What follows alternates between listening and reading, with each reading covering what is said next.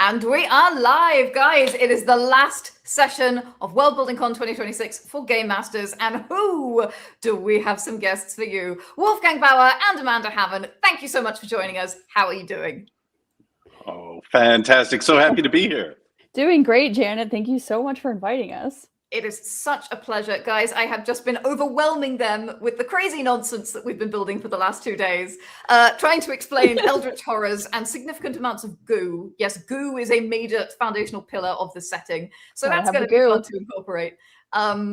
The phrase snarkitect has come up considerably often. Oh, that's so good. Finding some moments of levity in our dungeon, as well as some moments of eldritch horror, I think is going to be part of the challenge for today. But let me introduce my guest properly before we get started. Amanda Hamon is a senior designer and book lead working on Dungeons & Dragons at Wizards of the Coast. Yes, that, Wizards of the Coast. Her two most recent projects, Arcana Unleashed and Arcana Unleashed Deadfall, were released this fall. An award-winning tabletop game designer, developer, writer, and editor, her work has appeared in dozens of releases from numerous publishers, including Wizards of the Coast, Paizo, and Kobold Press. She's a former editorial director at Kobold Press, the other coolest RPG people in space, as well as a former managing developer and co-creator of Starfinder RPG by Paizo. Basically, Amanda's worked on everything, and she's super cool. She's also no stranger to the World Building Con stage.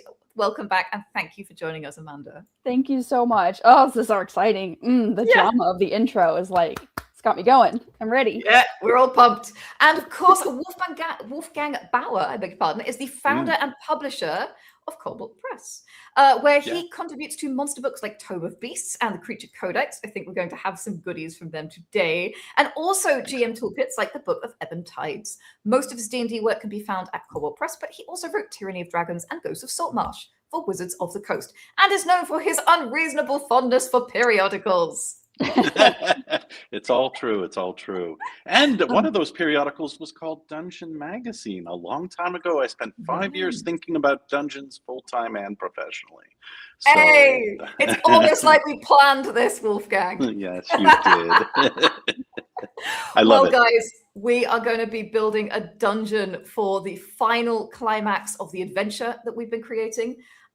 This is going to be where Athalie reveals all, his ghastly form and everything. So let's do just a tiny recap for you and our guests so you can see where we are at. This is what we were filling in last time. You haven't seen this yet because, of course, we've been showing you the black ones as we discuss. But this one is filled in. So here is what we know about the adventure to date.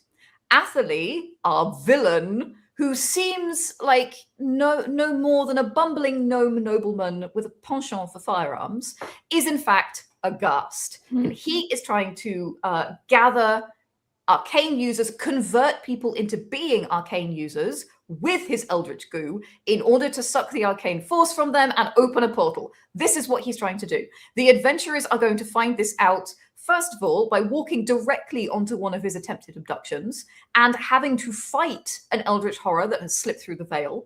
They will enter the town and go to, yes, I put these in the wrong order, sauna scene. This is our divine bathhouse, where they will try and wash off the aforementioned goo. We talked about goo. This is where the goo appears.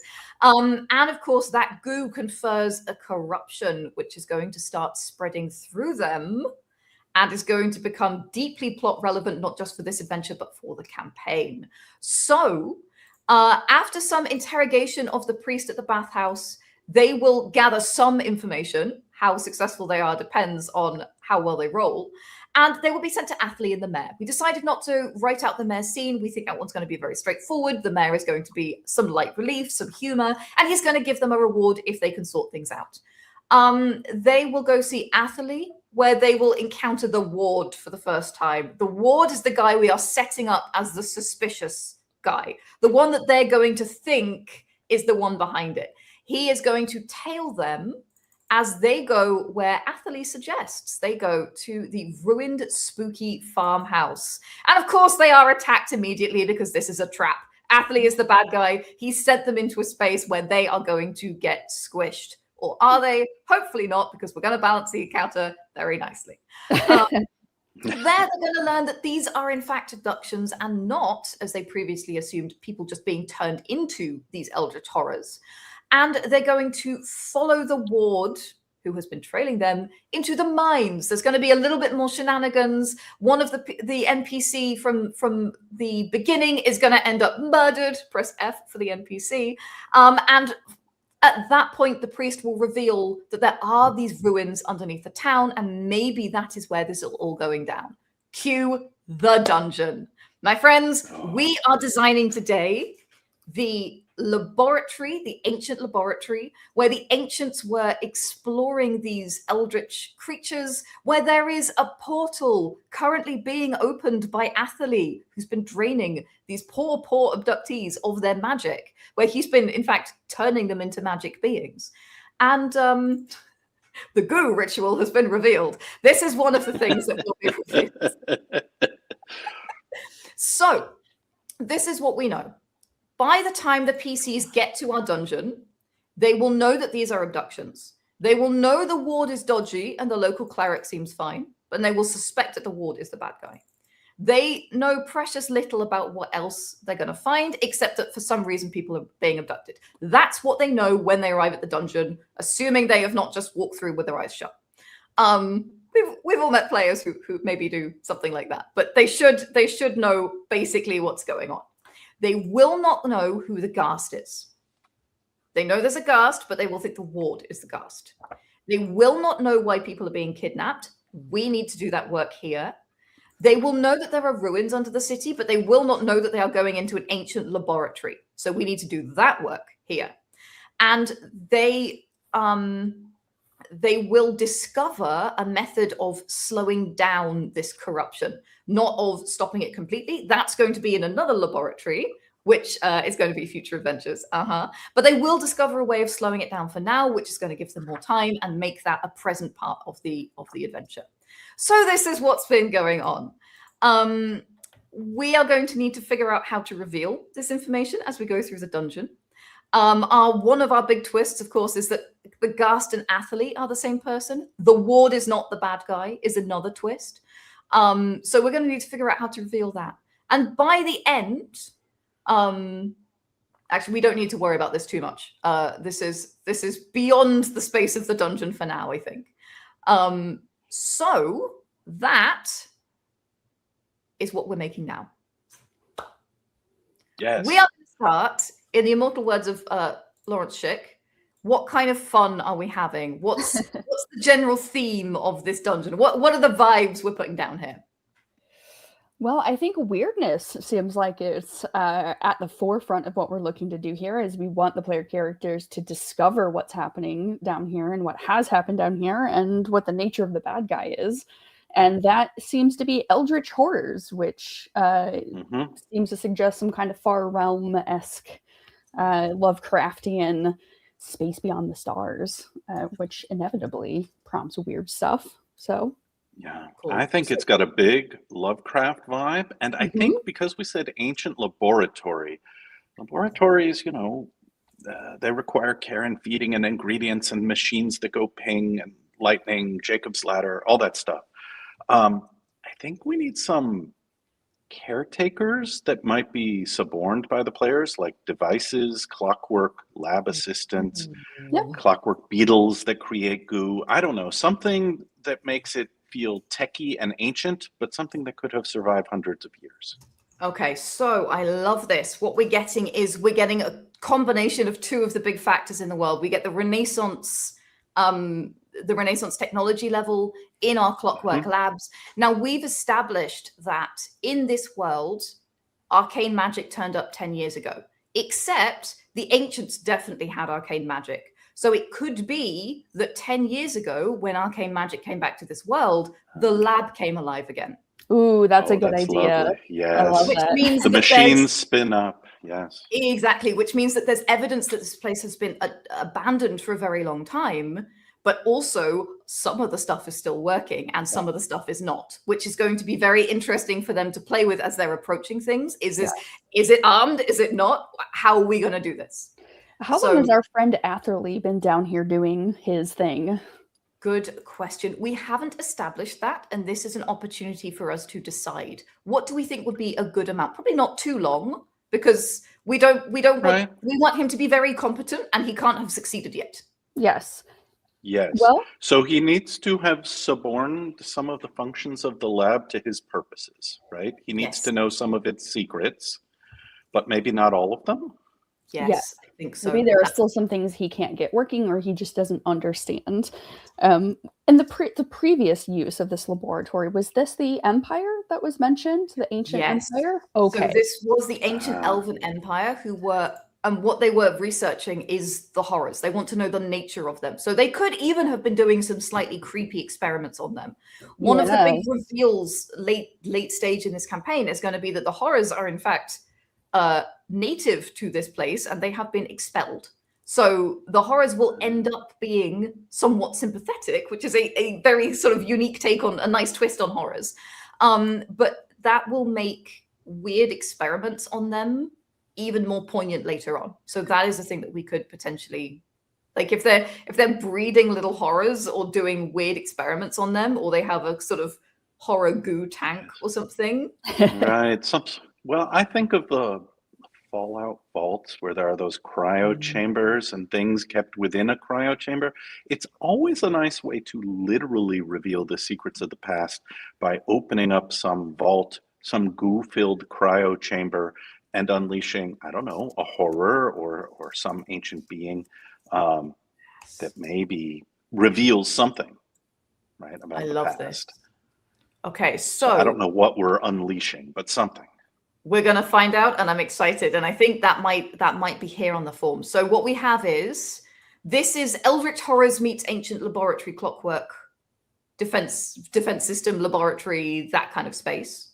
The villain is here because they're trying to open a portal, and probably they want to find out more about these eldritch creatures as well. Right, and because we know he's a warlock with the Great Old One's patron, correct? So he's trying to find out more about his patron. Okay. Yes, absolutely. So we have an ancient laboratory in a cave system. That's what kind of locale it is. So we can also bring in fun cave stuff. That's another ingredient we can play with. We're underground. Fun cave stuff is always nice. And we know that there are these weird eldritch corrupted incursions. So we can have, rats with tentacles coming out of their faces or something. Like there's a lot we can play with there.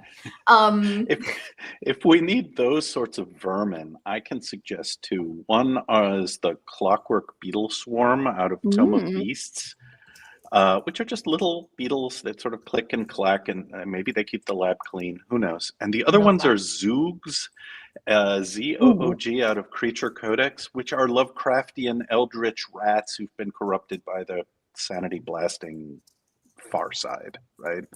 Okay. They're both vermin. They're both really easy challenge ratings, but they set a tone.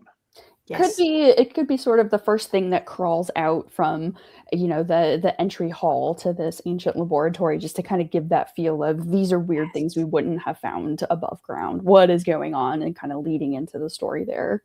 Yeah, I love this, and that's just really going to set the tone. appetizer. Yeah, just an appetizer. Yeah. So this brings us to who else is here and how's it protected? So let's start with how's it protected, because I think that's interesting. There's probably a reason someone hasn't already broken in, looted this place, found it, whatever. One of the reasons, of course, is in our case specifically, is that this is in the ruins, it's underground. People aren't, coming here to get the bus. They're not coming here to get groceries. But how else? Do we think there might be something that Athelie's put there, or something from the lab that people might encounter? Yeah. They come in. What if the laboratory was originally in that eldritch space on the other side of the veil, or in some sort of liminal space, and Atherley has figured out how to pull it onto the material plane, and so it has literally not been there until recently when he started his experimentations, and no one knew that it was there, because of course when it was originally there, it was in the before times during the Empire. So maybe it is a returned piece that the elves had banished to, that far realm, or a liminal space in between, and he's just now figured out how to pull it back. So he just literally hasn't had the time to figure out what all is there and what's going on. I'm gonna no butt on that one, and the reason is if that is true, it's going to be very hard for them to find the other laboratories. And we need them to find the other laboratories because they are our exposition machine to give them more, to give them the clues. So what if he uses the same magic that the veil is using to hide it, and he managed to see through it because he's attuned to that? So it's the same kind of principle. It was shrouded, but he could see it because of his warlock patron. Oh, And interesting. maybe, yes, what if that gift from his patron was something that player characters could learn, right? They could be the heroes partly because they can find and see other laboratories using the same trick. Yeah. In fact, that may even be what the corruption gives them. I think that's a really good idea. That interaction with him unknowingly creates a tether to him and then allows them to have access to that same ability that he has used, that he probably doesn't understand, right? Because warlocks don't understand their patrons or what happens to them or how they get their power. Yeah. But some sight beyond the veil. Yeah, that's wonderful. Yeah, I love this. I okay. think the other thing, I mean, I'm going back to my days as a biochemist long ago. The thing you want with a lab, and as you said, the Empire was experimenting on eldritch horrors and things that are sort of nasty, maybe some unpleasant experiments. With those sorts of things, you usually want an airlock or a trap or a seal, right? Like a literal airlock in the case of germs. But no matter what it is that you're trying to keep out of the world, you want a door that might feel a lot like a trap, right? Yeah. A sterilizing room. It wouldn't be UV light to keep out germs. It would be something to keep out horrors or people.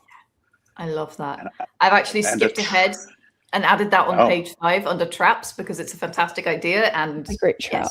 It could also be a puzzle. It could be a ticking time clock puzzle for how to open that door before all of the air gets sucked out or whatever happens in that trap. Right. A trap with a purpose is always nice. Yes. It's here for your protection. I absolutely love it. So who else is here? Well, there are the Clockwork Lab assistants. Yeah, something along those lines. I feel like our gnomish villain would be good at maybe sorting some of that out. Yeah, he would probably be good at bringing the clockwork creatures online. But if they're clockwork creatures that have been tainted with this goo, with this far realm or far side influence, maybe there are things that go haywire. Maybe there are things that he's not quite understanding when the characters find them. Yeah, there may also be spaces where he just stays away from them because he knows they're dangerous. But of course, PCs aren't going to know that. What if we did like clockwork versions of weird sort of far realm creatures like Nothics or gibbering mouthers or spectators? Right? When you crack open the shell of the lab assistant, a gibbering mouther flows out of the inside like the world's worst lobster. And we're back to goo, my friends. We are back to goo. I think goo is a theme here, and we should lean into it. Always lean into goo. I love that we've created the bathhouse as a purgant for the goo. So how do the Clockwork Lab assistants feel about the villain? I think that some of them are benign and some of them are aggressive and to be stayed away from. That's kind of what we said, right? Yeah. Yeah, I think so. They're all on his side. It would be nice if one of the lab assistants thought Atherley was knew that Atherley was up to no good, right? If there was a friendly lab assistant. It would be interesting if there was sort of an AI adjacent lab assistant that was from the original Elven Empire that maybe turns on or turns off kind of throughout the dungeon. Maybe a really small one, like a personal organizer. It's not big, it's not got lasers on it or anything, but it can give you information, that kind of thing. Yes. Yeah, like a repository of information. Yeah. And maybe if you ask it things, yes, you get the right answers. You need to prompt it. Otherwise, it just tells you about the lunch date from 4,000 years ago. Yes. Yeah. And maybe its battery is going, so it only has a certain number of answers so that they don't have an infinite. It's like contact other plane, essentially, but contact ancient empire.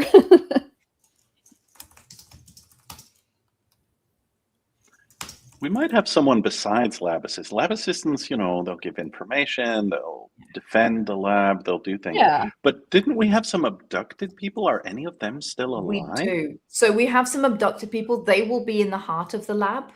Oh, right. We're sacrificing them at the end. We also have a ward that we can use. Yes. So one of the big sort of twist ideas that we had in the adventure was that they will confront the ward at a certain point, convinced that he is the Ghast, and then the Ghast will appear behind them.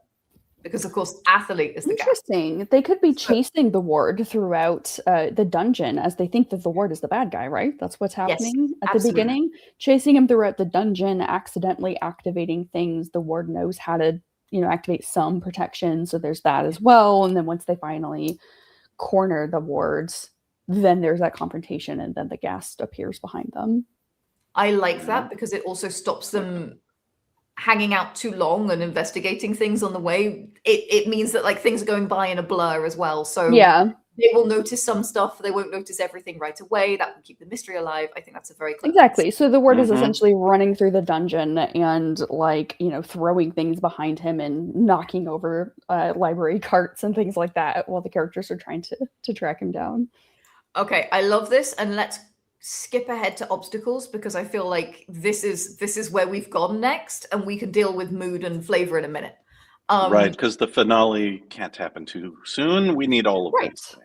We need some rooms, exactly. So this is a long listing phase. We are long listing stuff that would be fun. So we have environmental challenges like difficult terrain and instability and navigating obstacles and hazards and diseases and poisons and goo, obviously goo. Goo. I'm just going to write goo here. Traps, we've talked about the idea of an airlock or a sterilizing room that kicks in for their protection.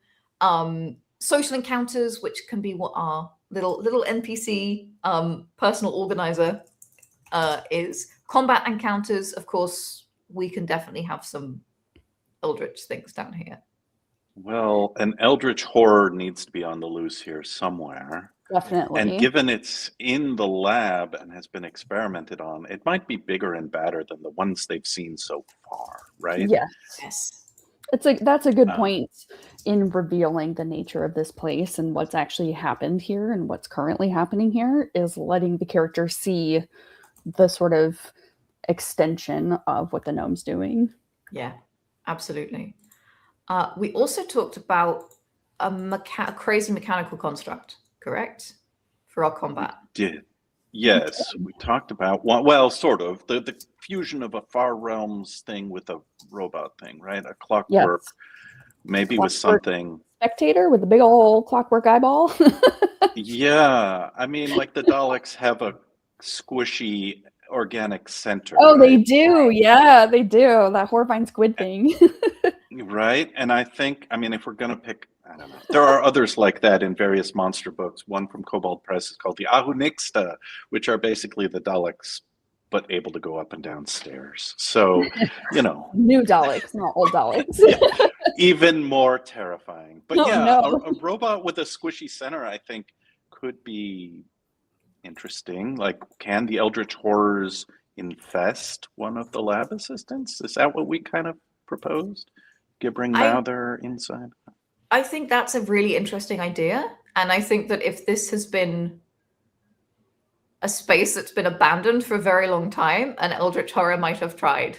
So I think that we can absolutely say, in this circumstance here, this is something that, maybe the eldritch horror inhabited the form to keep it safe or to keep it alive, or because it didn't know what to do, or whatever. It was bored. It was wearing a Dalek suit. Yeah, exactly. Yeah. Let's go up to environmental challenges. We've talked about goo, absolutely. What other fun environmental challenges can we throw at our players that will be very kind of the space? Well, the Far Realm is inimical to normal life on the material plane. So there could be a space where that energy has seeped into the room and is warping characters potentially, as long as the players are okay with that sort of thing. Or, there are monsters there that the characters accidentally trip a wire and the little lab assistant grows into a terrifying Far Realm creature. Something like that could be cool. Right.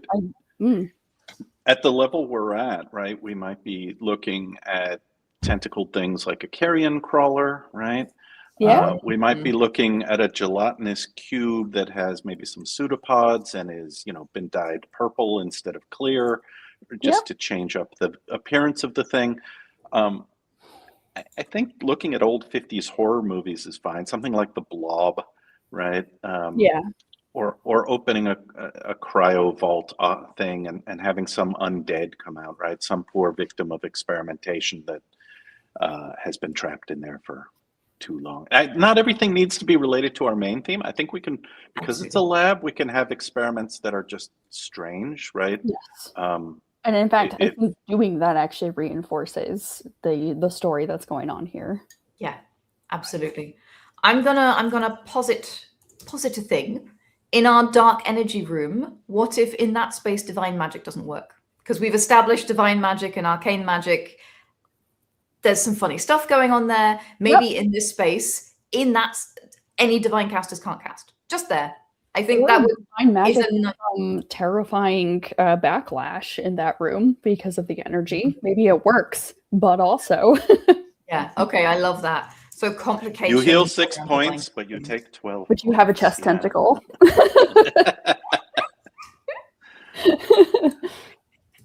Okay, I love this. I love where this is going. Let's talk about social encounters. We have, of course, the ward, which may end up being, if not social, at least communicative. Right. We have the little AI assistant. The little personal organizer, yeah. Do we think that's enough? Maybe, huh? I would love it if there was some sort of social encounter, like the consciousness of one of the original researchers from the Empire that was there that could give the characters a little bit of lore or could reveal some things about the original purpose of the dungeon that, the characters are able to plug them in for the last 30 seconds of its, consciousness that it had before all of this happened, that it could tell the player character something cool and important about what it was beforehand. I know monologues aren't always in vogue, but this could be done as a simulacrum, a recording. Yeah, it's not something you can question, right? Yeah. But it plays this like reel of to whoever comes to, start up the lab later. Here's a few tips, right? Please refill the coffee pot. Please be aware of the goo on level 2. And oh, by the way, the purpose of the lab is this, that, and the other thing. It could just be a little speech saying, thanks for starting up the lab again and continuing the Empire's mission. Yep, that would be super cool. I love that. It's a little more exciting than a notebook you have to read or a paper handout, right? It's a talking head. Yeah, absolutely. And it shows absolutely one of the tenets that we wanted to show, which is that the ancients had technology that was different but rivaled and maybe even surpassed modern technology, and indeed that they had arcane and magic combined, which they don't have currently. They can't do that right now because arcane is too new. It hasn't been developed yet. So the idea that it displays magitech is actually kind of perfect for what we're trying to do. Very cool. Let's talk about exploration encounters, information gathering, wayfinding, figuring out milieu mysteries. So we've touched on that quite a lot already, but any other ideas in that space that we can long list? Well, jumping off of Wolfgang's awesome idea about the illusion or the projected image of the original researcher, giving information about, oh, and by the way, the original purpose of the lab is this thing. There could be a secret room that basically the only way to know that it's there or how to get into it, maybe they can tell it's there, but they can't get into it, is that this researcher says, oh, well, we had this experiment off in Lab Z, but we closed it off because it wasn't working quite as planned. And then mysterious, just don't go there. And then that kind of pokes the characters with, hey, there might be some cool stuff in here. Yeah. But also... And now we know how to get into it. So it's another sort of jumping off into exploring a strange, unexpected place. Love that. Right. It's not a dead end. It's a bonus for exploring every niche and cranny. And we know players love to explore every niche and cranny. We left a bunch of equipment in there because we had to seal it off when a thing happened. Yeah. We might also have something from Atherley that is an information drop, building off of this, right? An Yes. information drop from the simulacrum's one thing, but Atherley might have left a notebook lying around, or Atherley might have set up something that failed, or I'm not sure, but he has been at the lab long enough to try some things. Maybe there's an eldritch horror that has been dissected with extensive notes, or portal response times. I'm trying to expand this portal because we know that's toward the end in the finale. Yeah. He's growing the portal, but the players don't know that unless something tells them. That's a really good point. Having there be a little, almost like an antechamber to the final ritual area that is his office where his notes are. That could be a really good lead into, and now this is the ritual chamber, and we figured out what he's looking for. And there's this little tear in here. Yeah, absolutely. The other thing that I would add is signs of the abducted people being carried through here. Yes. Because we want them to know that the abductees are coming in. So we can add, something that's been dropped, or, something that doesn't belong there. Dropped teddy bear would be very poignant. Do you know what? Yes. I've done this in adventures more than once, and it's perfect for this one. There's eldritch goo that's all over them because of the influence of what's going on here. And so there's smears of stuff that are throughout this dungeon leading in the direction that they've been dragged. Yeah. And that is a really easy way to keep them going in the right direction. I've used drag marks from unconscious victims. Actually, in the thing I wrote for you, Wolfgang. Yes. Perfect. Because it's a very convenient way to be like, it's this way, guys. Right. And sometimes the trail of blood and goo leads here. Yes. Yeah, exactly. And it's the just ranger something to do. And that's yeah. Funnily enough, is Follow that where the we're going next? Okay, Boons. so that I would call player specific moments. And that's are we making sure the barbarian isn't just bored because everybody's reading books? Are we making sure that the rogue has a lock to pick? Are we making sure? And you at home are creating adventures probably for a party that which means that that, Bob loves solving puzzles, so you always include one. And that, Jemima just always has to ask another question about the archaeology of a place. So you can add those things here. We're not going to do them for you, because your players and we don't, but having a good spread of, to Wolfgang's point, this gives the rangers something to do, is a really good idea. But let's talk about Boons. What are we going to give our players? So we've really already touched quite a lot on clues and situational knowledge. So I feel like maybe we can go on to useful equipment. Is there anything we can give them that's going to be helpful? Well, this is a lab, so I think the perfect type of thing to give them is weird liquids and vials and potions of experiments.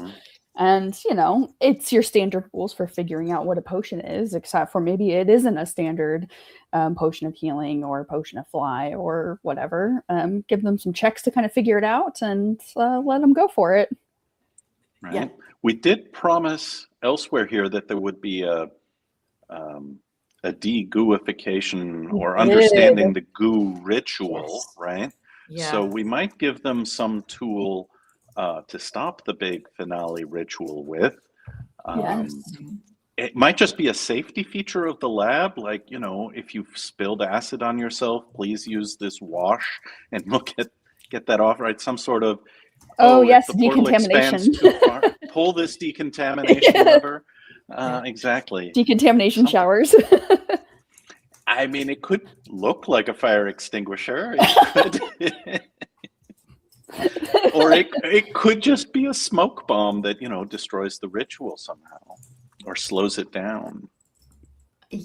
Slows it down is what we had thought, and I love the idea of a smoke bomb because it's quite absurd and not very comfortable, and it will be very funny. It will. Yes. Right? And I like, Amanda, that you are proposing many potions and consumable items, because I don't think we want to give people the laser sword here, right? That's too much. But tools to fight doesn't really make sense in this lab. No. What else might we give somebody who are the more fighterly types? So sort of force shield.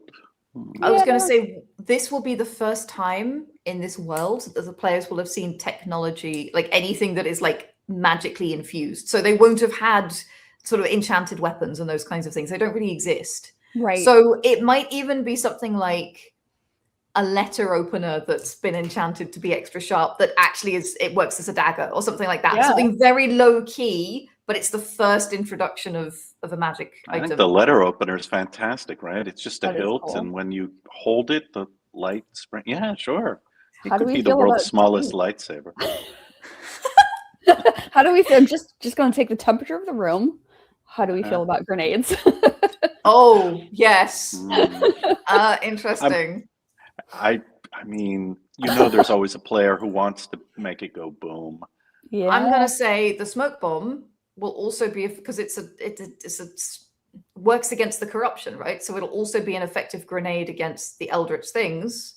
And but then they have a resource problem. Do we use them to cleanse ourselves? Do we use them as a weapon? And then you get one thing that does two things, which is logical, which means you're not giving them extra stuff. And maybe that can work. They have to decide. Yes.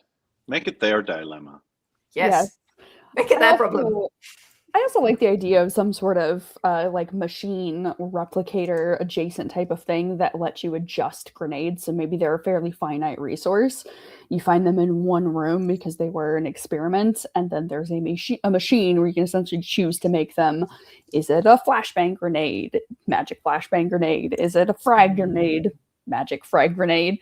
Is it a goo grenade? Is it an eldritch energy grenade? That does something to all of the eldritch tainted creatures. Really interesting. Yeah. I am going to add a quest MacGuffin, if that's okay. Those are great. I would like the divine to get involved. I would like a player who is divine aligned to have a vision that spurs them on to destroy the eldritch things. Because that's our gods pushing them in the direction that's eventually going to end up being that other direction. Do you see what I mean? So it's a kind of divine mandate vision that one of them is going to get as they enter a space. Maybe even the space of the dark corrupted energy that we had talked about. Ooh. That's a cool idea. That would be the good time to have a vision of light, and could be another simulacrum moment a little bit, but maybe with the face of their god instead of some ancient elf, right? Yeah. Like, is there a shrine in the laboratory? Are there any spaces of divinity, or even if it's an experimental situation where they're channeling divine energy? Yeah, and there absolutely could be. The be. ancient Greeks had like random house shrines. No reason why you wouldn't have one in the lab. Oh, a random lab shrine seems delightful. It's so weird. Right? I love it. Yes. Right? Like, yes, household gods. I love that. One of my favorite things in adventures is the random shrine area in a house or an old dungeon or an old facility that does a thing that the characters don't expect because it's an ancient deity that they've never heard of or they've barely heard of, and it has a portfolio unlike anything that they know. So they pray at the shrine and they think maybe they'll get their spell slots back. They hope. And it's just kind of a cool thing to interact with that you can also use mechanically to give them a boost, to let them get their spell slots back, heal them, all kinds of things. But also maybe give them a vision of, highly effective dishwashing techniques to sterilize. Yes. Some ridiculous lab hint, like, remember. Yeah. It's a table of random effects, and if they use the shrine, they could get a little bit of information, they could get healed, they could get zapped by a four-eyed eldritch entity that has a tentacle. They might be granted a quest to stop the forces of darkness. Little things. Exactly. Just little things. Just dulitas, the little chores, nothing. Okay, so we know the kinds of things our players are going to be facing. We have a good long list. We know the kinds of perks we're going to give them. I haven't talked about treasure because treasure is kind of easy, like little caches and people's lunch boxes, or a coin operated vending machine that still has the coins in or something. Like, you go crazy, guys. You got this. I believe in you. vending machine. Yes. Grenade. Yes. Yeah. That's what Amanda wants. So we can see it in her Well, eyes. you know, if Always you do find the grenade. coins in one part of the lab and the grenade vending machine in another part of the lab, Yeah. created a You yes. can set these things up. Yes, absolutely. So I'm going to take us back now because I think we have a good feeling about what kind of stuff is going to be in this very weird dungeon that we are creating. How is this going to feel to the PCs? We're looking for kind of like what emotions are we trying to create with the space that we're building here? I mean, I think strange and alien is pretty top of that list. Yeah, it is. Yeah. And I think maybe run down, right? A little bit decrepit. Like, yeah, the lab is maintained in some way, but a lot of it isn't quite working anymore. So like a haunted house, but a haunted lab. Yeah.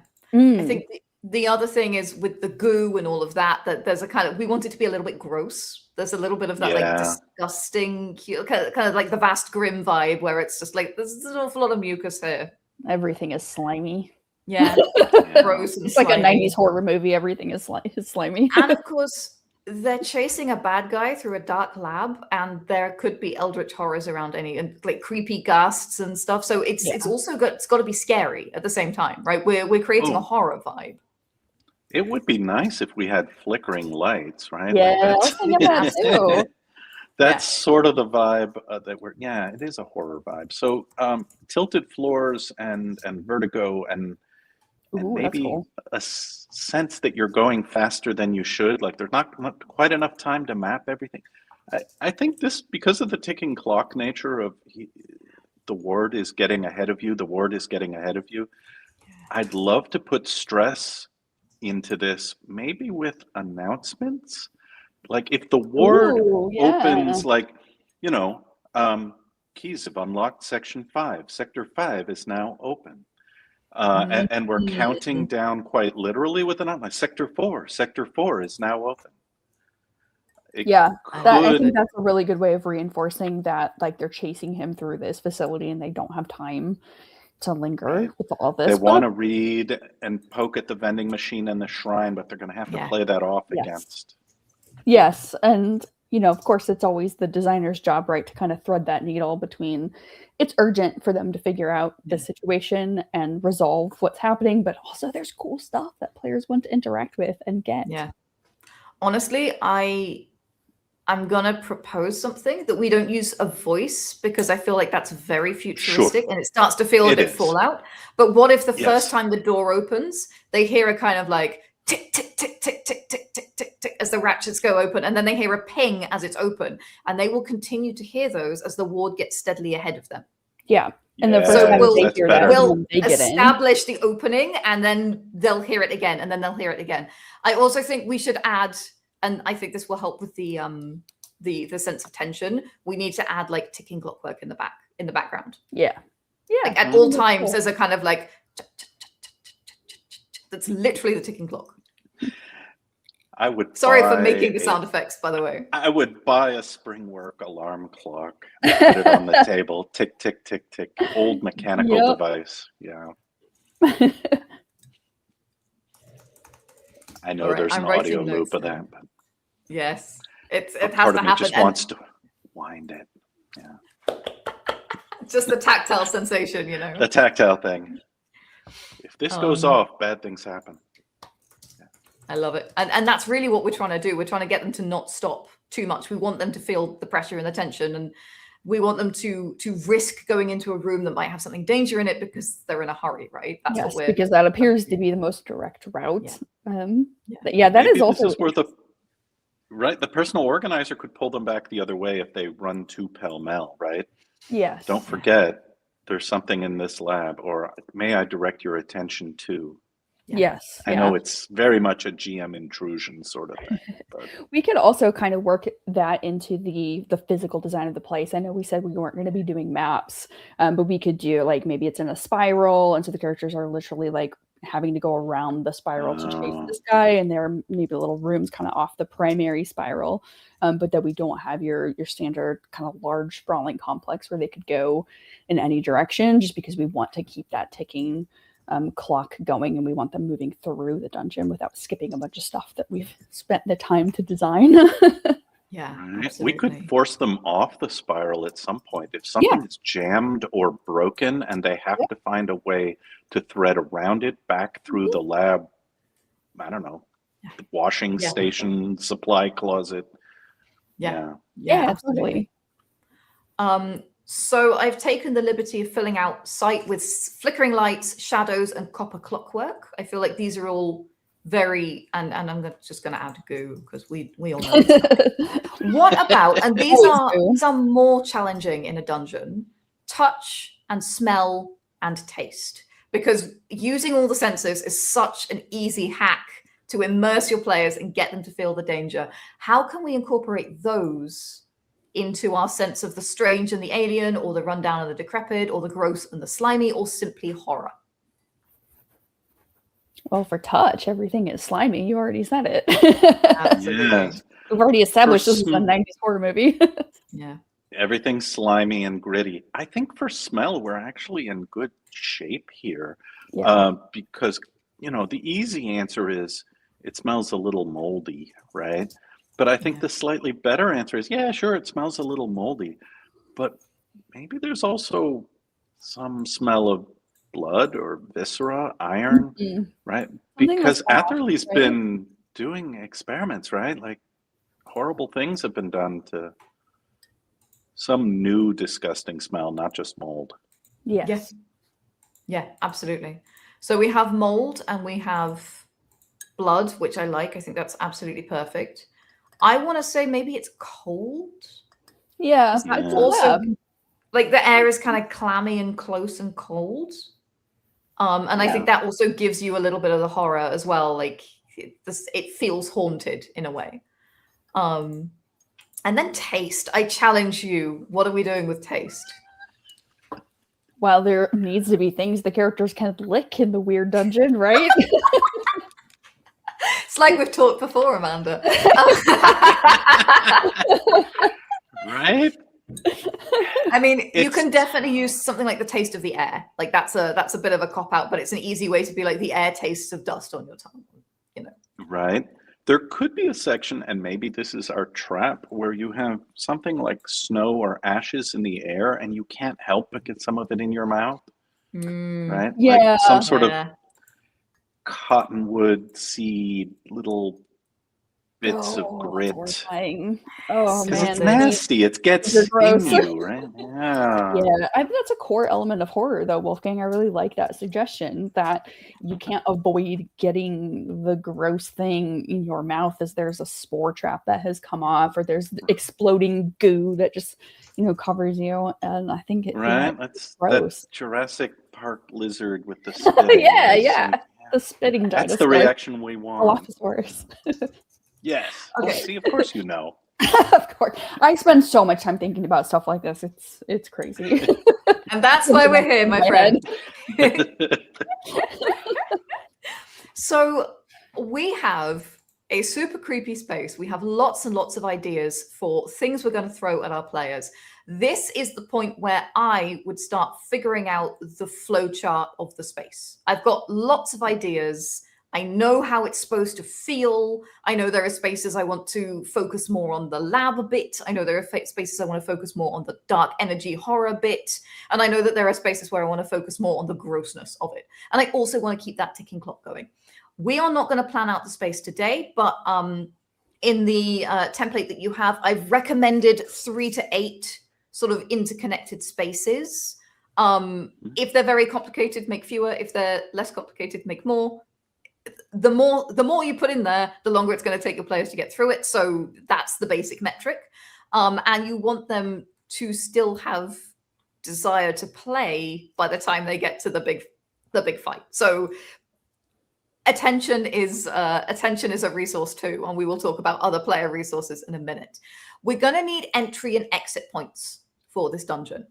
So this is one of the things to think about as you're doing your flowchart. How are people getting in and out? Do we think it's just one way, only one in and out, or do we think there might be others too?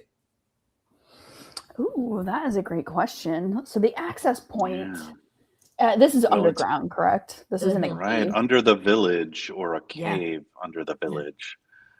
I mean, if it's been around a long time, there might be a crack and the earth might have shifted. And if I remember the backstory, the earth shifts a lot around here, right? So it probably was built with one access point because that's more secure for a lab. But with all that shifting earth and geological instability, I don't know, a second Might be a secret crack. access. Yeah, there Yeah. might be a crack in one of the walls. Yeah, there could be a couple of different points. It's always fun to provide multiple points. Yeah, and that means that we're also creating a space for our villain to escape. One of the things that we've established is this villain is kind of too good to die. So we want him to fail, and then we want him to come back later stronger and more terrifying, because he's very, very good embodiment of the big conflicts of this world. So having a spot where he can escape within the final dungeon space, within the sort of the heart of the dungeon, is probably going to be a good call. We want for him to be a Skeletor, right? Right, exactly. Hey, man. Exactly, and that's kind of what we're setting up here. In fact, one of the things we said is if he ends up sacrificing his ward, then he may abandon his athlete persona and really just become the Ghast. Like really, like this Pyrrhic victory is going to drive him over the edge. It's really going to transform him into this sort of next level, even more creepy villain, which would be very satisfying narratively. So and very, very good for this kind of world where we're trying to make it dark and horrible. There isn't a simple victory or a complete victory. So these are the kind of spaces we're thinking about. What about the climax location? So this is what we know so far. We know there is some kind of gap in the veil that they have been studying, and Athalie has been using this space to convert people into arcane mages and then suck their power to force the rip open further. That's what we know about this space so far.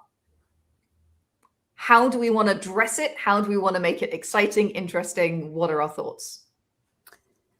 Well, I mean, that's a lot of things going on. Has he created some sort of mechanism or some sort of large device or something that is powering this ability? Is this sucking out of arcane power? Great question. Is it something that the characters have to turn off a bunch of the nodules or something? Yeah, it sounds like he's hijacking the Empire's old system, right, for studying something, and corrupted it in a way that he's trying to force this portal. So it has to feel a little like a hack, I think, on top of the old technology. And maybe that sort of Frankenstein slab with, extractors for life energy or whatever it is he's doing to them. Yeah. But maybe we could make it even weirder, right? Maybe it's what if it's filled vat? Yes, filled vat. Great mind. So we have our victims in a goo-filled vat. They're tied up. Maybe they're struggling. Their heads are above because they have to stay alive for the ritual, but they're all prone. They're all in this terrible situation. Yeah, exactly. Right? They're struggling to keep their heads above water. The fear of drowning is part of this. They're clearly being affected. If we really want to go dark, though, we have to show Bones at the bottom of the pool of goo. For those who came before, he's done this before. There are a bunch of skulls and rib cages down there. Yes, the whiff of So it's death, a very creepy location. Congratulations, guys. It's working. We made it worse somehow.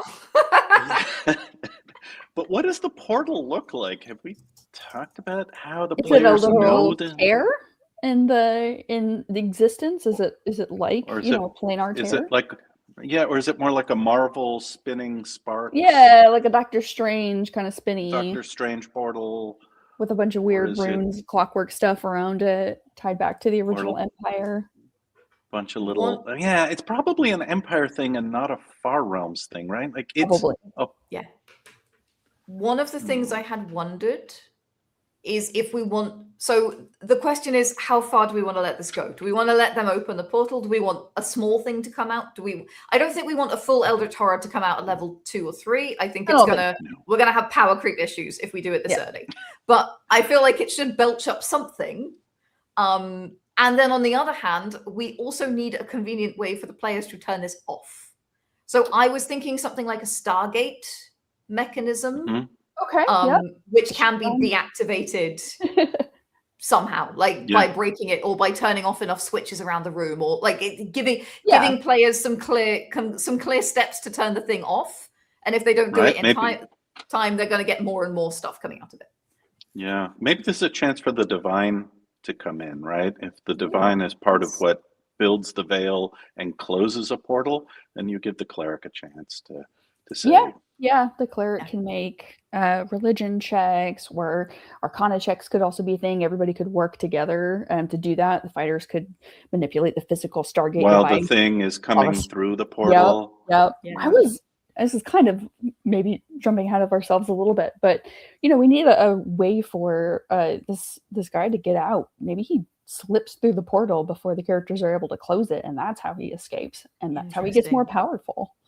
Love it. He can also shadow step, and when he shadow steps, he briefly goes through the veil realm. That would be very much in character, that he might use that as a sort of advanced, to sort of fall backwards through the portal as a sort of advanced shadow step. He can't stay there for long, but he can definitely use it as a waypoint. Yeah. He slips through there. Something awful comes through. The characters have to fight it and close the gate. Yeah, absolutely. And again, meanwhile, he's stepping. Yeah. No, go ahead. Sorry, Wolfgang. No, he's stepping away. Interesting to me, Janet, you said that he is becoming the Ghast entirely and giving up the Atherley persona and probably appearance, right? If we wanted to play with that in a way that was nice and clear and finale-like, he could leave behind either clothing of Atherley, his monocle, his whole outer skin. I have a nice thing for you. Shed his skin.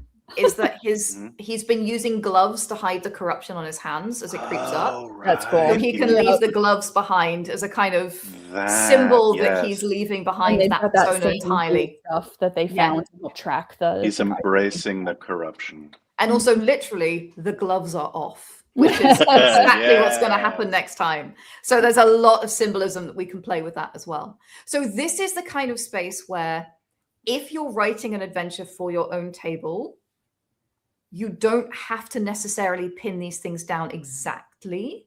And if you're writing an adventure for publication, you need to give the GM instructions, because it's your adventure that they are trying to run, and you need to give them how to run this character. What would this character do in different situations? How are they going to handle things? Where do you guys draw the line when you're running tables at home and when you're writing adventurers? Like, what do you put in? What do you not put in those situations? Well, I mean, at home, I play a lot faster and looser because I have been doing it a long time. So I write myself a list of, well, here's 3 things that could happen, or here's the important element of the big finale speech. I'll get you next time, whatever it is. For publication, I don't know, is this a new GM who wants all the support and help in the world and is really looking for handholding? Or am I writing for an audience of, jaded players who've heard it all, and I'm really just trying to dial up the volume to make them say, oh yeah, that was pretty good.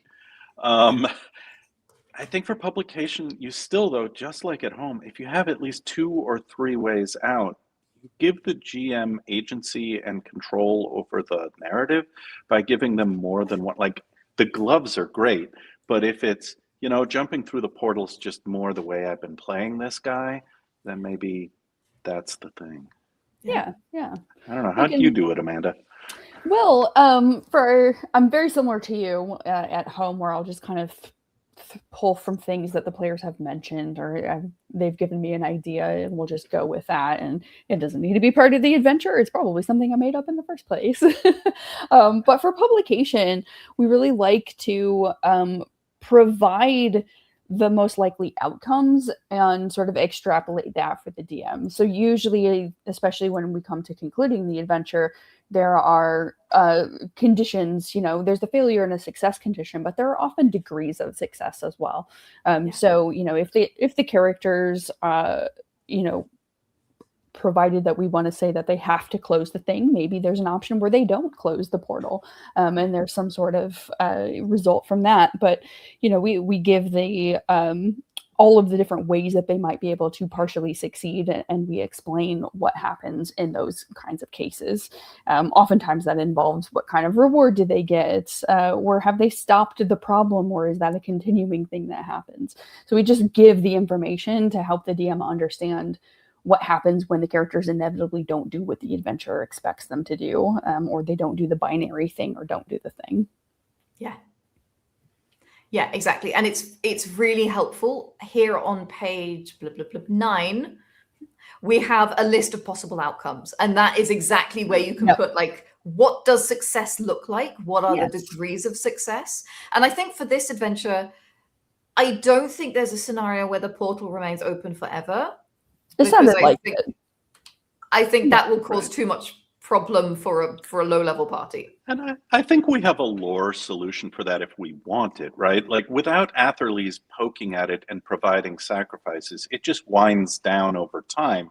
Yes. But in the meantime, it's released a bunch of eldritch horrors who wouldn't have come through if they had closed it properly, right? Exactly. And how does that, month before. And how does that impact the cave? Do they then end up getting up to the town?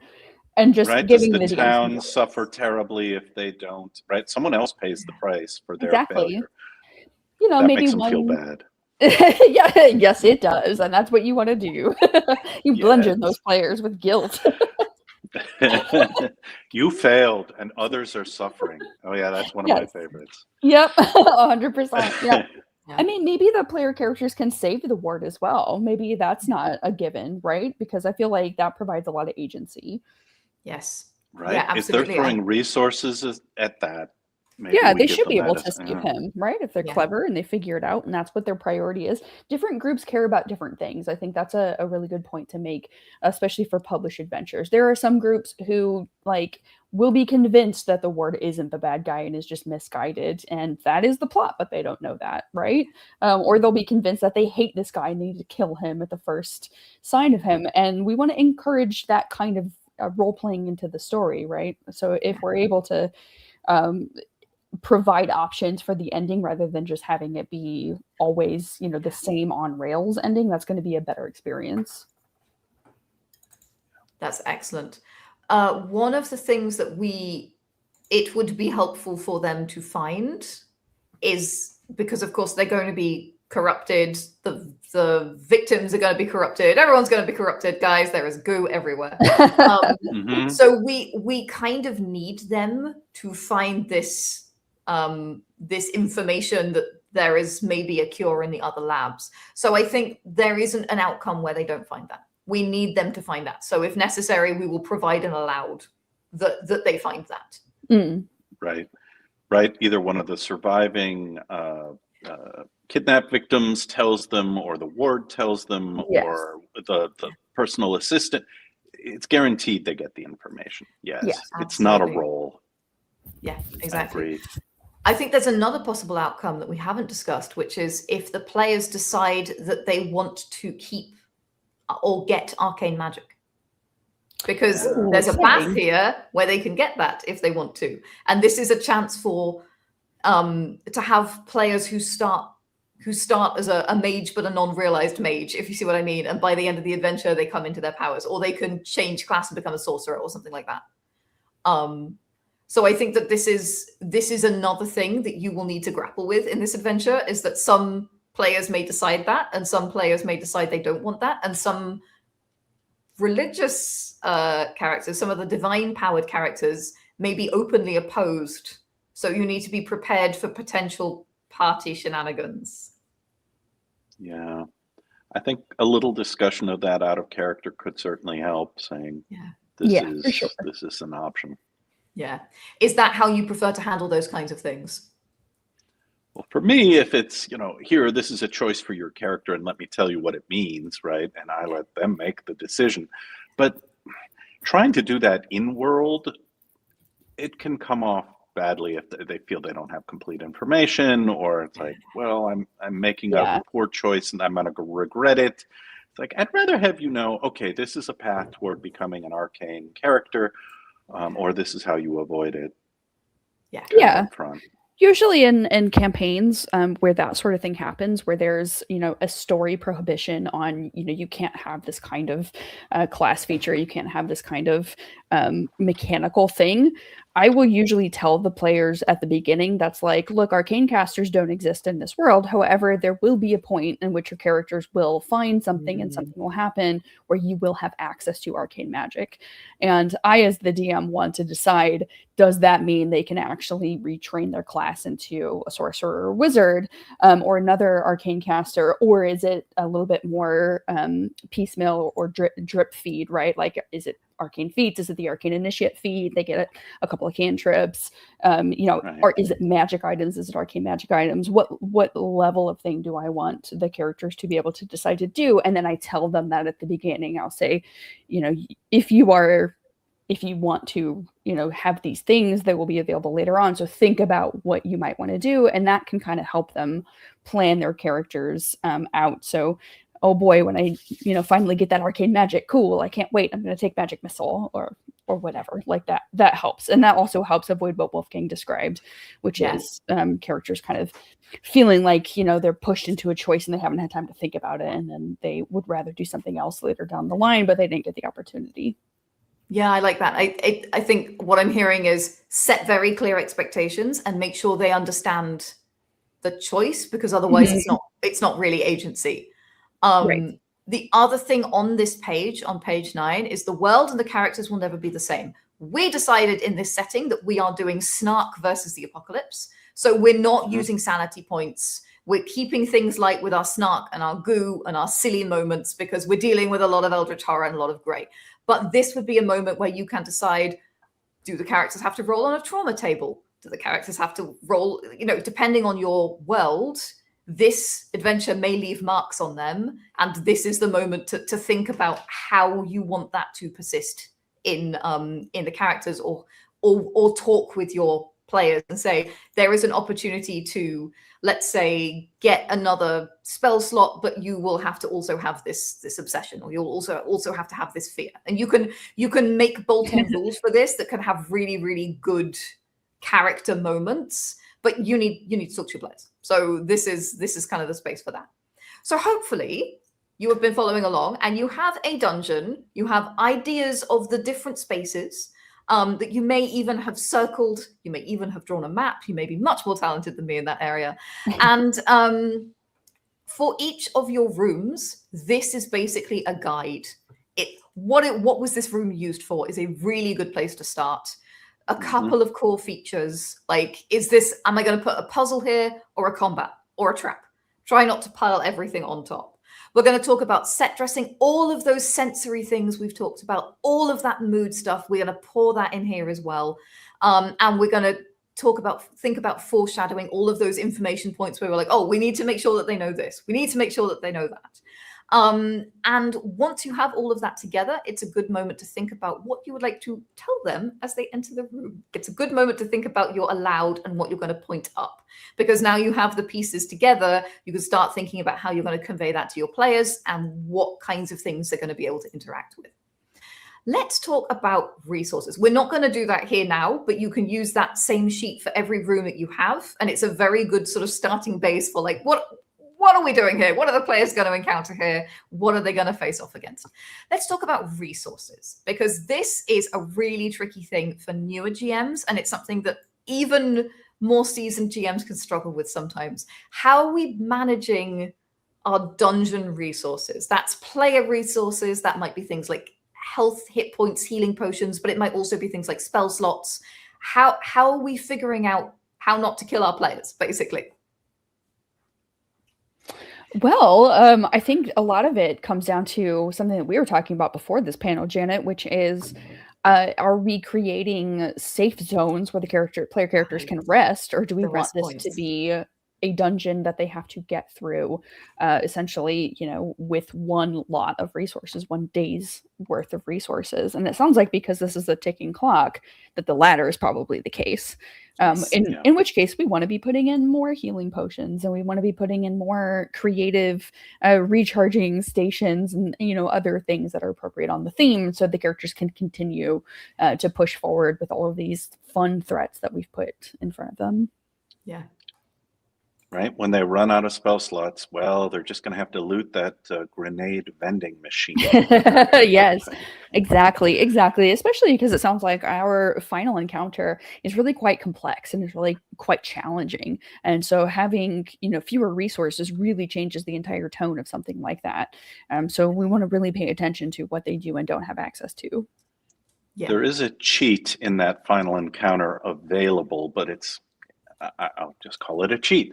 If any of the abductees happen to bust out of the pool, right, they may suddenly get an NPC ally at the last minute. Yes. And if the players don't think of it, then it's, the old gamekeeper who somehow hauls himself out of a bathtub full of goo and distracts someone long enough for the party to drink some healing potions, right? Like there are ways to sort of put a stick in the spokes in their favor if they are faltering and you fear a total party wipeout. Yeah.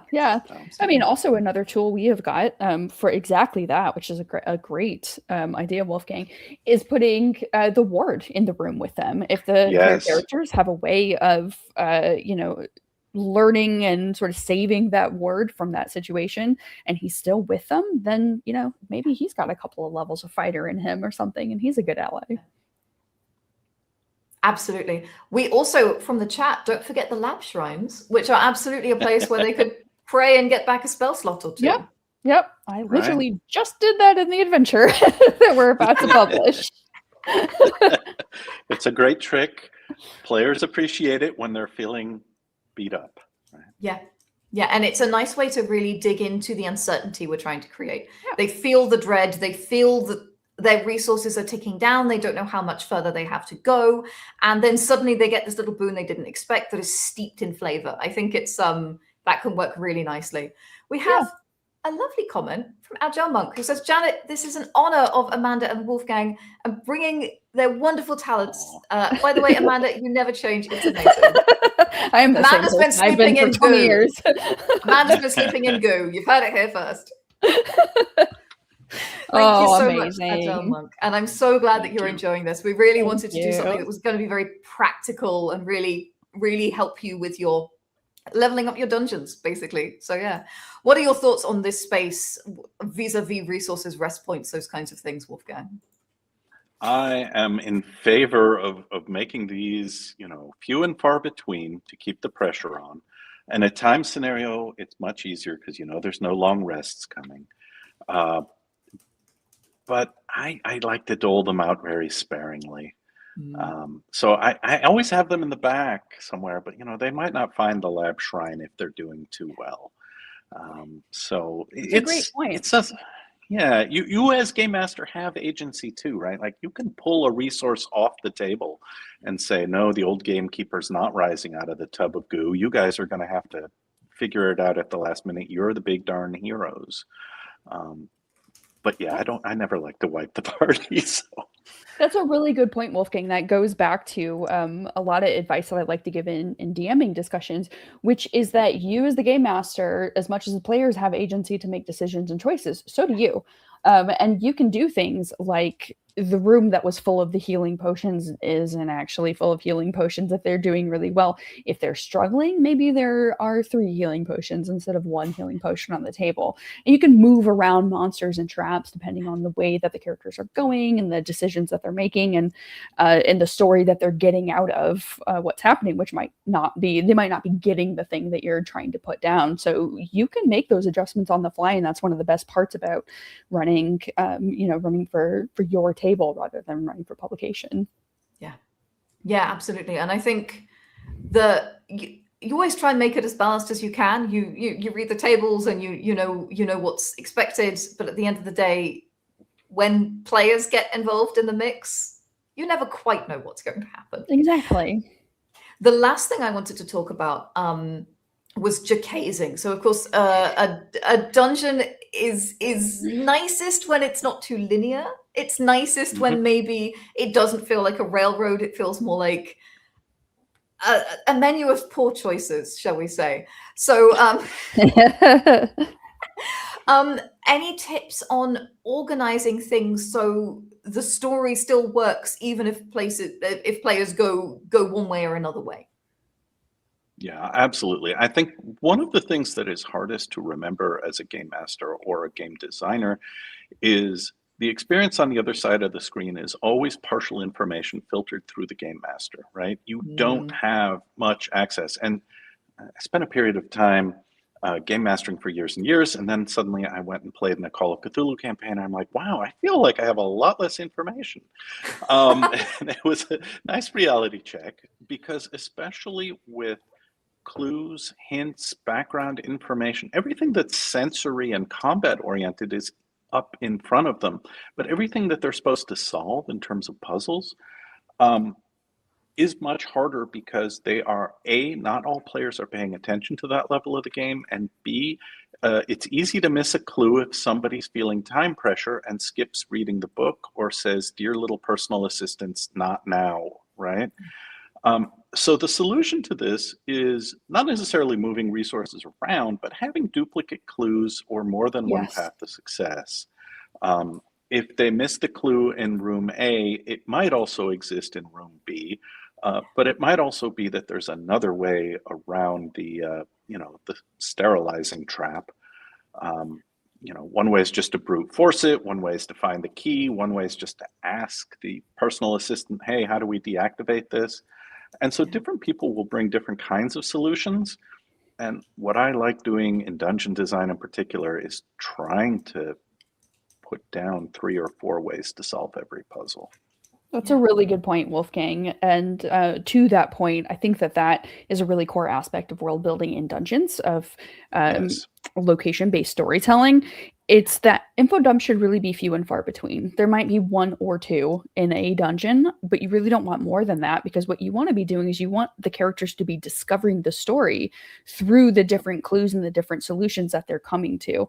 And so, they might not find every single clue, but if they're finding, 3 or 4 things, they find something on a body, they find something in a lab, they discover the way that a machine works. Like, these are things that should allow them to piece together what's going on, rather than having gigantic info dumps that, like you say, maybe there's a player who's not paying attention. But being talked at is boring, right? I think we all know that. We all learned that at some point in our educational careers. So discovering that story for yourself is much more fun than having the big info dump. I agree 100%. A lot of small clues will serve you better in your world building. Yeah, and they're also easier to move around when they're small. A note is easier to put in a pocket or in a desk drawer or wherever it needs to be, so that the player's like, whatever the player's open, haha, the note is there. Yep, exactly. Yeah, love that. Well, my lovely beans, I hope that has helped you with your dungeons. I hope that has given you a lot of advice. There is a little bit more in the way of extra materials at the back of the template. Of course, there's a link there to our free world building course as well. And we have the guide to irresistible plot hooks, encounters, plot twists, epic boss fights, lots and lots of information there at the back that you can go and either read or watch, depending on what you're clicking on, that should hopefully give you even more inspiration and advice. And folks, any last thoughts on this horror of a dungeon that we have created today together? It's a blast. I want to run it. I know. First of all, gnomes are all evil, so your villain's perfect. Thank you for making the bad guy a gnome. Whoa. Tracy Hickman and Alina Pete for our villain. We made it together yesterday. Wrong words there coming from Mr. Baur. I know. I'm nomophobic. I'm sorry. You heard it here. No, it's fun to have a different villain than the usual, right? Undead overlord. And I think this is a fun world. There's just so much good building that went into this, and it felt like it was teed up, juicy, and dripping with opportunity when we got here. So yeah, this is good fun, and laying the groundwork the way everyone seems to have here in the world building has made the dungeon building easier. Wonderful. 100%. That is really the key to a really good, memorable dungeon, right? Is the story behind it and the layered clues that the characters are finding to discover that story. And I think we've really hit that here. That's wonderful. I have been, of course, helped along the way at every stage by special guests. That villain you so enjoyed was created by Tracy Hickman and Alina Pete yesterday. Nice. We had a great time building out Atherley. The world was created by the fabulous Peter Czakowski and Dead Aussie Gamer and myself. The adventure was created by Andy Law and Cody Pondsmith, who have also said they want to run it now. So the chat is already saying, when are we going to run this thing? That may be the next live stream we do all together is running this nutso space of an adventure that we have built together. And folks, I will be releasing a version of this adventure. I've been carefully building the world. The links have been going out on that. We've called it Zithumbra. And so you can go and read more about the world already. You can go read more about our villain and our starting space. And I will be putting this all together into an adventure that you can play as well. So yeah, don't worry, it's coming. Probably not tonight. It's almost midnight here, but it is coming. I swear. We will put this nonsense together for you and create a pit of goo and bones that your players will never forget. Also, next Hit Romantasy book, A Pit of Goo and Bones. Coming to a bestseller list near you. Coming to a morgue near you. Yes. Oh dear. It's all got terribly silly. Well, I must, of course, that means introduce my beautiful guest again. Wolfgang Baur, thank you so much. Head Kobold of Kobold Press and coming to join us yet again. It is always so wonderful having you here, and thank you for sharing your thoughts and expertise and creativity. Oh, thank you. It's a pleasure. And Amanda, senior game designer over at Wizards of the Coast, and just an absolute delight. I noticed you removed 3 opossums in a trench coat from your oh CV, yes, because I gave you my shorter one. I Yes. gave you my shorter one. It's still in the long form. You can rest assured. But it has been an absolute pleasure. And folks in the chat, we're going to keep the party going. Apparently A Pit of Goo and Bones, totally going to sell. We're you heard it here first, guys. Definitely the next novel I write. But we are, of course, going to say goodbye to the wonderful Wolfgang and the amazing Amanda. Thank you both so very much for joining us here today. I'm going to pop them down. Bye, guys. Thank you for joining us. And we're going to say hello to the amazing Kat. It's Kat. How are you doing, Kat? You're muted, Liebchen, just to let you know. I'm doing great, other than forgetting to unmute my mic. So yeah, I've been hovering in the background, doing random background things, and making sure that the widgets and the gizmos are all spinning properly in the many different places. So. Yeah, it's been wild, folks. We've been sharing things with you. We've been making sure all the announcements go up. There's been so many things going here behind the scenes. And this would not have happened without the fabulous Kat and the amazing Secondhand Samurai, who are making sure you get all the things and all the stuff goes in all the places. Kat reins me in quite a lot as well, which is very generous of her. So, folks, I want to hear what you've made. Tell me about your adventure. And, of course, if you have any questions, now is the time to ask them. Let's make sure that we've covered our bases. Kat, what do we need to tell these beautiful beans? Well, we have a whole list of stuff. What's happening next that they may want to know about? We do. Yes. Wait, I got this. I got this for you. Graphic? Is the graphic among us? Why don't you start talking and I'm going to try and share this thing. So we have a whole list of things that you guys can expect after this. Tonight, you can expect to get an email from me with all the materials, links, and what have you. That will also include a link to the world that we have started building here, and the worksheets, all of the things, links to the video on demand for all of these great sessions. The sessions will be online for about a month after today, and so because everybody asks, yay, we have a graphic. We did it. So in addition to that, you guys have until the 20th of March to participate in our Flash Challenge Heroes versus Villains, where you can get either your very cool hero badge or your very cool villains badge. If you have been inspired by our villain session yesterday, you might want to jump on that. It is that very is cool. Our villains badge, and that is our heroes badge. And if your team wins, that will be your hero badge. And that will be your villain badge. So guys, there is everything to play for. You're literally taking the crown. Just saying. So all of that is going on over on World Anvil, and we will make sure that we share the links in the chat so you can see the challenge page and take part in that. It should be an absolute blast.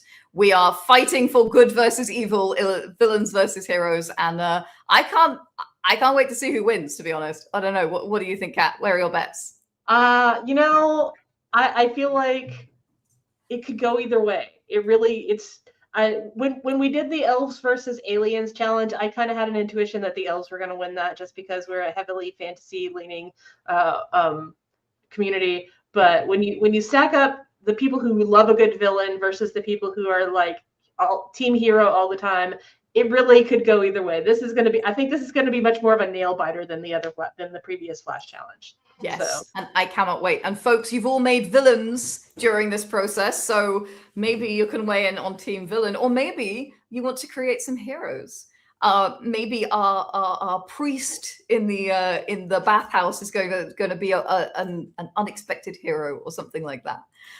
You will let us know. So yeah, that is going to close on the 20th of March, and then of course our feedback form closes. Kat, why should they fill in the feedback form?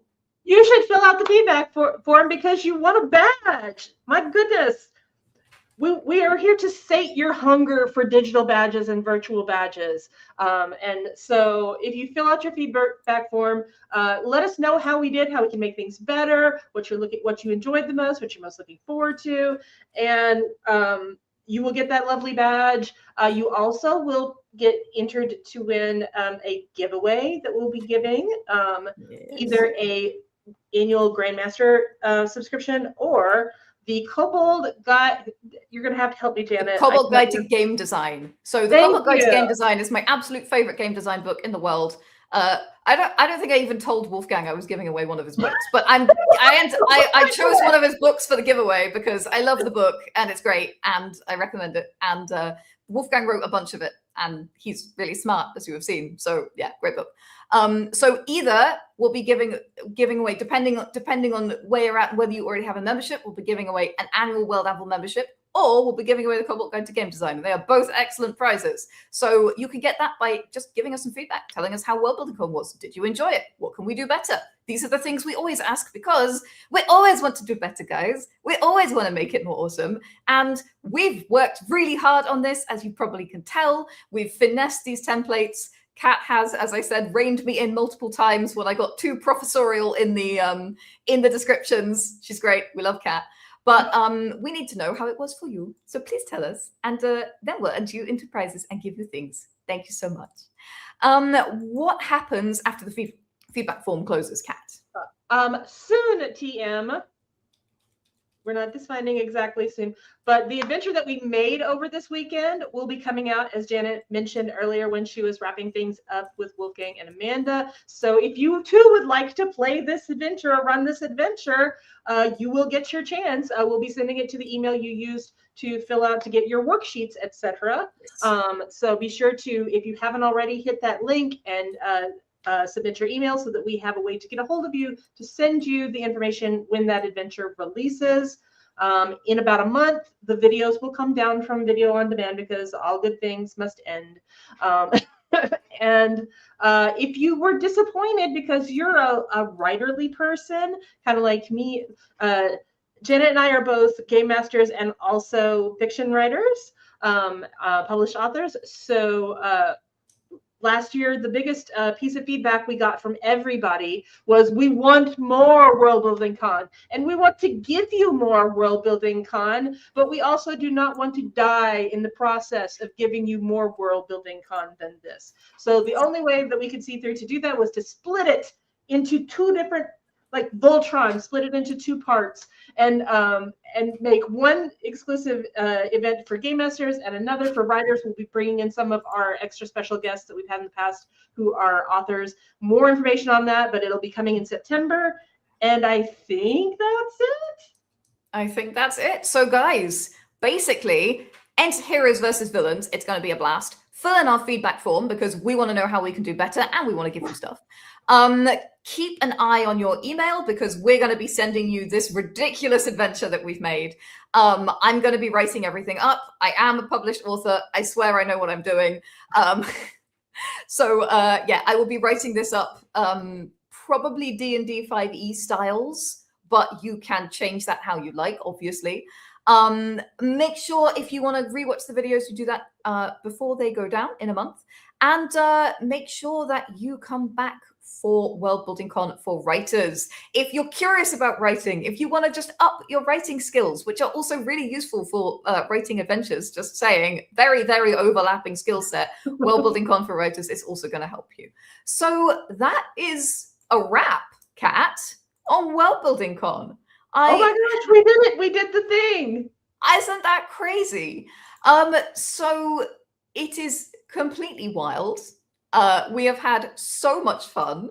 The number of people, of our experts who've come on and said they want to run this mad adventure that we've written is insane. And I think that bodes well, guys. I think we all together, chat, guests, did a good job. So congratulations, everyone. And thank you all for your combination of witticisms, Dadaistic asides, and just general good humor throughout this whole thing. It's one of the joys of getting to do these kinds of live events is the fact that you guys are here. That's what makes it fun. And that's what separates it from just being some video on YouTube. Videos on YouTube are fantastic and very, very useful, but having you all here has been so special and I'm so grateful. Guys, thank you. Please do, again, make sure you're signed up to that email address. That's how we're going to communicate with you. Make sure you get all the goodies and the information and everything. And yeah, basically, have a great time with the adventures that you've written. Enjoy the worlds that you've created. And I will see you all in September for World Building Con, if not before, over on the YouTube channel or the Twitch, where we do a bunch of live streams as well. My beautiful beans, grab your hammer and go world build!